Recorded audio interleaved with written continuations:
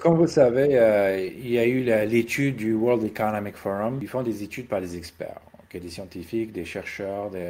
Donc, il y a des principes qu'ils ont établis sur des recherches, et etc. Où est-ce que c'est les villes de 15 minutes, c'est les centres-villes, où est-ce qu'il y a tout ce qui est proche, parce qu'on le sait dans le futur où est-ce qu'on va aller. Ben écoute, j'ai vu une certaine vision quand le Covid était là. 2021, on a décidé de fermer le pays, etc. Je voulais pas pousser mes clients à faire du surenchère. J'ai continué sur ma vision, ma stratégie à long terme. Comme toi, Robert, j'ai adoré l'international. Donc, je voulais ouvrir cette niche pour mes clients. En 2021, je suis parti pour découvrir et trouver des brokers, des agents au Mexique pour que je puisse envoyer mes clients et les aider à investir avec des plus grands taux. Maintenant, on les voit à 12%, 7% de retour mensuel sur leur investissement. Donc ça, c'est un. Deux, tu as parlé des tendances immobilières, où investir son argent. L'intelligence artificielle est très importante maintenant. Donc, c'est pour ça que je bâtis maintenant une équipe et une plateforme d'intelligence artificielle pour aider les courtiers immobiliers, les entrepreneurs à faire de l'intelligence artificielle vocale et par texte pour approcher un certain marché, aider à renforcer nos pouvoirs avoir plus de puissance avec cette. C'est le nouveau tracteur. On était agriculteur, maintenant c'est le tracteur qu'il faut utiliser pour donner plus de puissance, plus d'énergie, sauver plus de temps. Je suis le CMO, chef marketing pour un projet communautaire en Floride. On développe un projet immobilier de 50 villas de luxe avec les 12 principes du World Economic Forum. Où est-ce que ça va être sustainable, ça va être économique, ça va être l'agriculture, ça va être l'intelligence artificielle dans ce projet. Donc, on le voit, c'est vraiment des marchés comme ça. Au Mexique,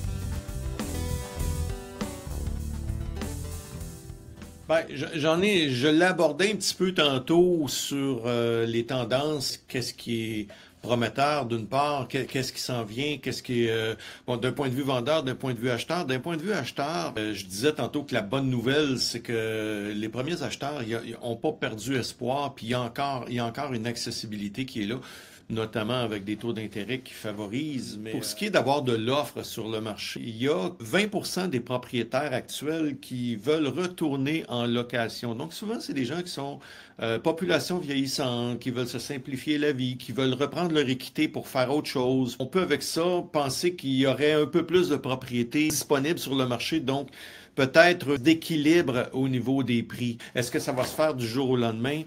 C'est un horizon peut-être sur quelques années, ce qu'on est en train de dire là. C'est certain, comme on disait tantôt, il y a toujours de l'incertitude avec ça, il y a toujours un risque avec la politique au sud, mais j'aime pas le mot acheter quand on parle d'une propriété. Hein. On acquiert une propriété, on investit dans une propriété parce que c'est un investissement là. À long terme, plus sûr que d'autres genres d'investissements. Il y a une question de momentum. Je donnais mon exemple tantôt. Mais ce qu'on sait maintenant, c'est qu'il y a des shifts qui se font dans les façons de voir. Tu parlais d'immobilier commercial, l'espace à bureau, Fousia, on sait que il y a peut-être un peu d'incertitude là-dedans. Pourquoi? Parce que les espaces à bureau, en général, ont rétréci parce que le télétravail est devenu beaucoup plus omniprésent. Ça, c'est pas juste au Québec, là. Je veux dire, ce que je vois aussi, c'est que les gens vont de plus en plus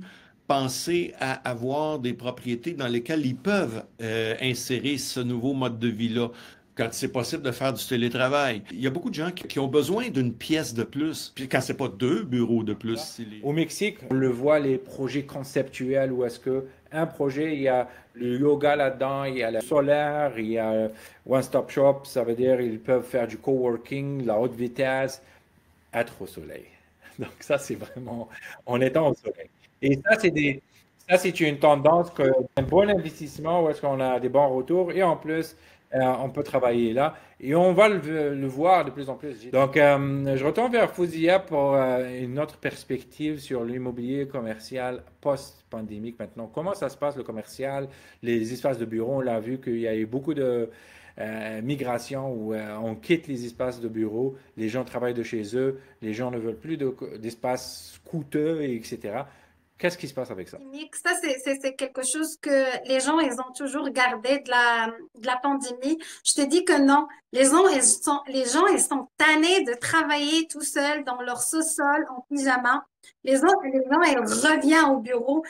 J'ai un bureau, un tour de bureau en gestion au plein centre-ville, là. Et on a des demandes, on loue. C'est vrai qu'on a perdu des grands joueurs. On a perdu des grands joueurs. C'est ça, c'est comme l'adaptabilité du marché, là. C'est vrai qu'avant, j'avais des grands joueurs qui louaient des 6 000, des 10 000 pieds carrés. On n'a plus cette demande-là, sauf pour vraiment des locataires triple A que eux, ils ont de la machinerie et ils ont besoin des pieds carrés.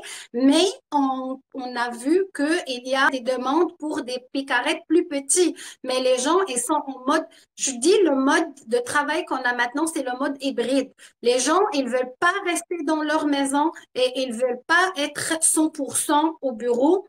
Il y a une hybride de 3 jours par semaine au bureau. Alors, il y a vraiment une demande pour des bureaux. Les gens, ils veulent socialiser. On n'oublie pas qu'on était fermé pendant la COVID. On était tout seul. On se parlait à des gens sur Facebook, sur Zoom, sur des plateformes virtuelles. Mais là, cette tendance-là, elle change. Les gens, ils sortent. Les gens, ils veulent aller rencontrer. Ils veulent avoir des 5 à 7 avec les coéquipiers. Alors oui, dans le commercial locatif, on a de la demande. Les gens aussi, ils veulent recevoir, comme ce que j'ai dit tantôt, ils veulent recevoir dans des bureaux qui donnent une image de marque qui est bonne, qui je suis en business, que je suis quelqu'un de respectueux. Ça enlève en rien des gens qui travaillent dans des petits bureaux ou dans leur sous-sol.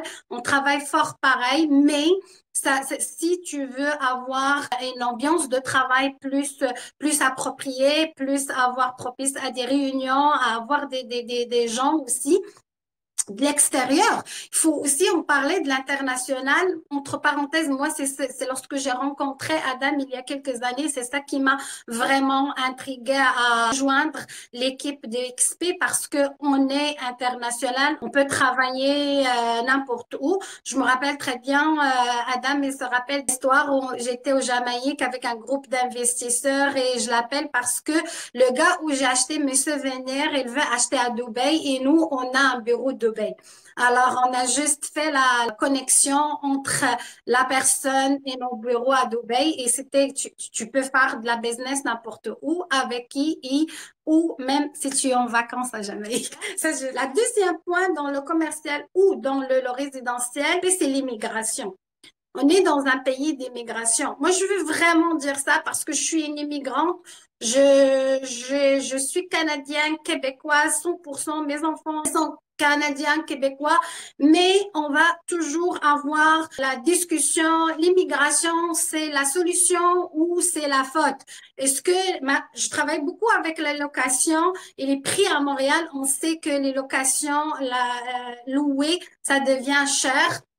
Oui, ça devient cher, mais est-ce que c'est la faute des immigrants, là? Est-ce que parce qu'on a beaucoup des immigrants ou c'est parce que c'est grâce qu'on a beaucoup d'immigrants qu'on va avoir beaucoup de constructions, beaucoup des achats, beaucoup de pouvoir d'achat dans n'importe quel secteur économique, y compris l'immobilier. On est dans un pays d'immigration, on reçoit des gens d'immigration qui sont qualifiés, qui veulent travailler, qui veulent payer leur impôt, qui veulent acheter, qui fait tourner l'économie.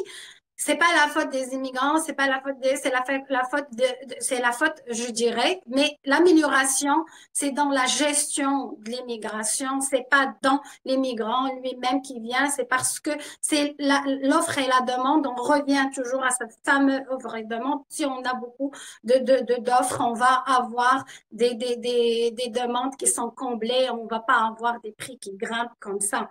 Alors, oui, l'immigration aussi est là, les nouveaux acheteurs est là, ils sont en train, et ils arrivent, ils veulent reconstruire leur vie, on est là pour les aider. Je passais par là et je comprends l'importance de trouver ton chez-toi, de trouver où évoluer, soit ton chez-toi, soit ton business, ça revient au même que ça fait partie de l'intégration et là, ça vient les bonnes personnes, les bonnes professionnels pour aller épauler cette personne-là.